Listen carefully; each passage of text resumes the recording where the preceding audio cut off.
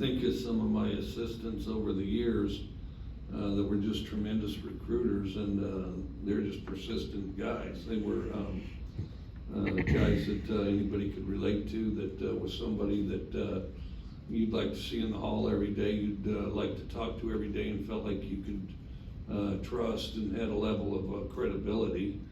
And so I think that persistence was the biggest thing. The other thing I thought that our assistants really did a good job of is when they come on a visit here, I think we do a good job of making sure that everybody gets to know the family, like a wide variety of people. Everybody may be a little bit of a stretch, but they meet a lot of people that they're going to be involved with in their career and from a parent standpoint in their son's career. And so I think that paid huge dividends. In other words, an awful lot of people on our staff knew the parents, knew the player, knew, and I think the familiarity, and it was tough because it's such a short period of time that we were able to create in a short period of time, I think was a big element too.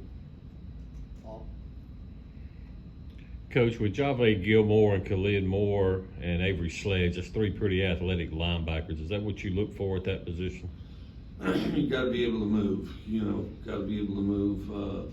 And then part of what we do, and everybody likes the big plugger type of guys, but if he can move, we can do so much more with it. The type of defense that Zach runs with a lot of twist, blitzes, movement, that type of thing.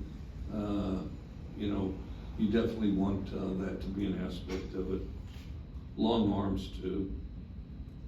Mike, you guys had a couple key players that are flipped in the last month or so. How much do you think kind of the progress the program made this year, was able to affect maybe some later decisions in the recruiting process? Difficult to say. I think really people sell the program. I think that it was definitely a part of it. I think that, it was, we've had a lot of growth as a program this year, and I think that as they talk to our players and, get on campus, I think they feel and get a sense of that, and I do think, they're able to see that too. Steve? Coach, I know you probably enjoyed getting back on the road a little bit. You've been from Tampa to Texas and all points in between. What was it like this year, kind of being out there and having the in-home visits Fast and furious, you go from the last game to hit the road, there's none of this recuperation stuff. But the other thing is you've got to become more familiar with the guys you're going to sign, and you got to do it quickly, more quicker now than ever. And so it was a very important part of it, and it's always interesting to meet the family and get a sense of their background.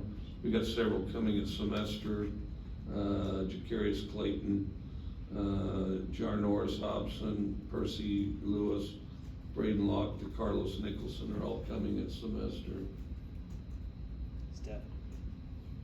You had mentioned last weekend just kind of how busy this period was as soon as they both finished. What kind of role does the transfer portal kind of play into all that, and how many players are going in this year, and how do you assess how maybe you guys will use that in the coming weeks? Consider it as a resource. There's a randomness to the portal. Definitely a resource that can't be ignored. The ultimate success story of the portal is